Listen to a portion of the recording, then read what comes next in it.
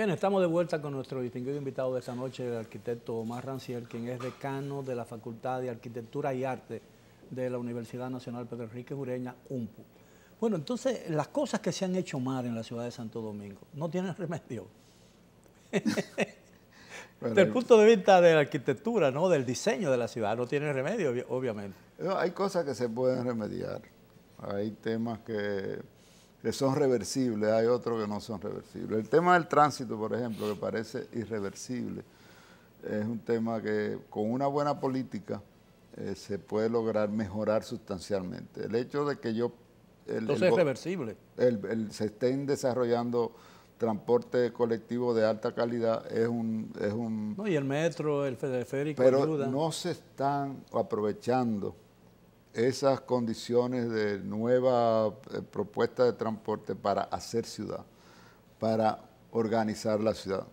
Es claro, la línea del metro, por ejemplo, cuando es soterrada sobre todo, genera que los precios de los terrenos cerca de las estaciones aumenten. Y yo puedo, como gobierno de la ciudad, planificar esa zona y comenzar a aplicar algo que aquí no se aplica, que es la apropiación de transferencia.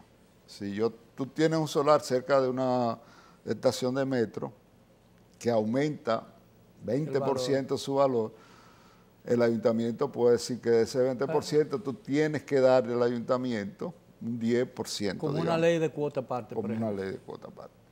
En urbanismo se llama apropiación de plusvalía. Es decir, pero aquí no ha existido nunca eso. Yo te estoy creando riqueza. Sí, plusvalía. Entonces, dame una parte de esa riqueza porque yo voy a arreglar la ciudad perfecto, con eso. Me parece bien. Ese es uno de los instrumentos que aquí no se han explorado. Y por eso a veces tú dices, bueno, ¿cuántas oportunidades perdidas tenemos en la ciudad? Hablábamos antes del programa de aquellos proyectos que se hicieron en el 2002.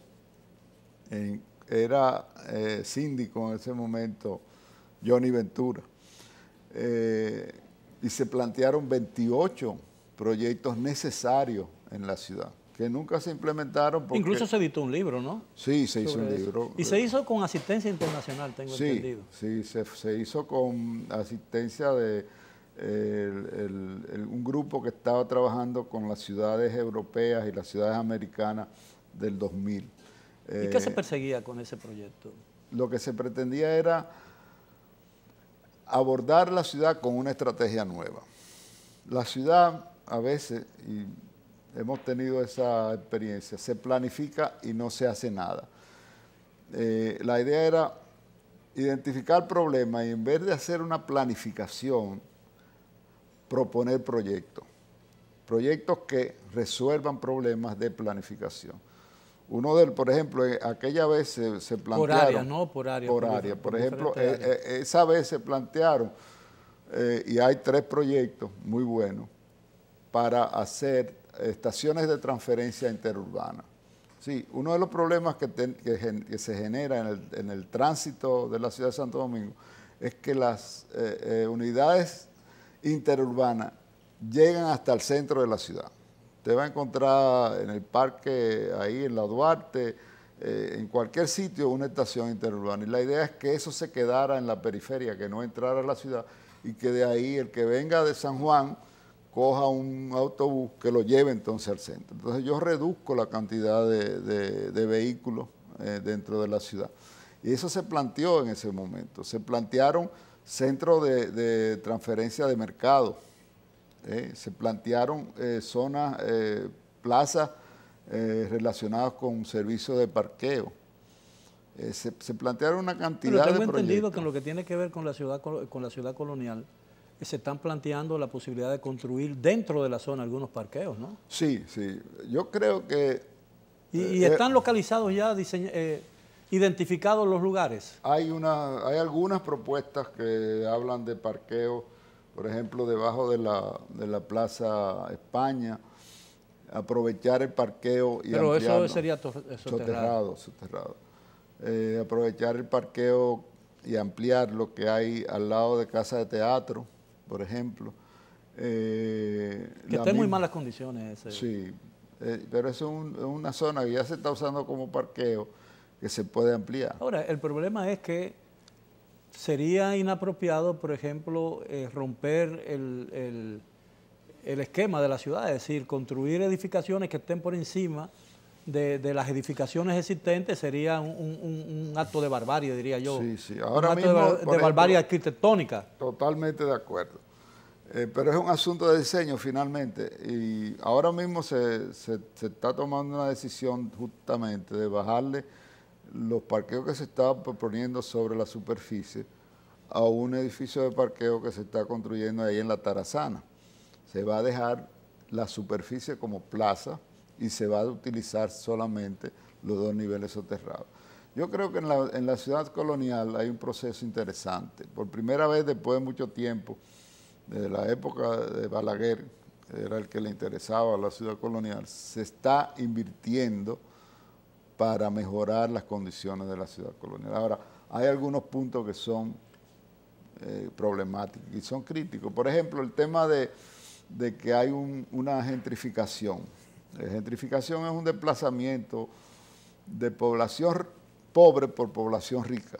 Si al mejorarse los entornos de la ciudad, la gente regresa y aquí se está dando un caso que es hasta cierto punto preocupante, es que muchos extranjeros están comprando en la zona colonial, que tienen dinero, los dominicanos no tienen el dinero que está pidiendo. Pero eso no me parece malo, eso, ¿no?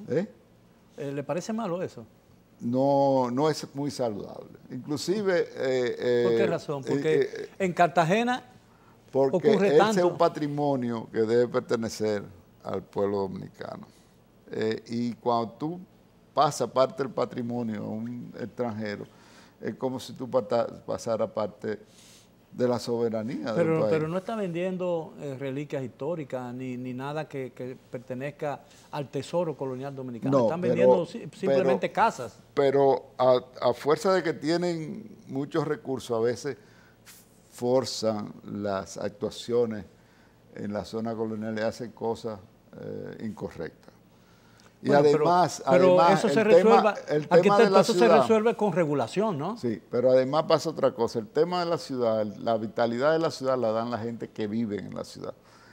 En la ciudad colonial está pasando también un proceso que es preocupante, y es que ha bajado la población de la ciudad colonial. Ahora mismo hay apenas 13,000 habitantes que viven en la zona colonial. Ahora, la zona colonial es muy... Cuando el número histórico de la ciudad es casi el triple de ese. Ahora, ¿dónde comienza realmente? Sabemos que termina en la ribera, no en el río, porque el río es el límite.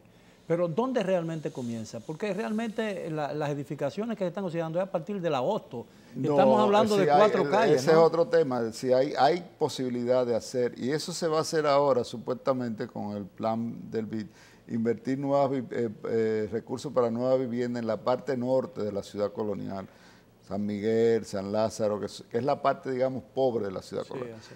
¿Cuál es el ámbito de la ciudad colonial? La ciudad colonial tiene exactamente 1 kilómetro cuadrado de superficie. Está limitado al norte por la avenida Mella, sí, claro.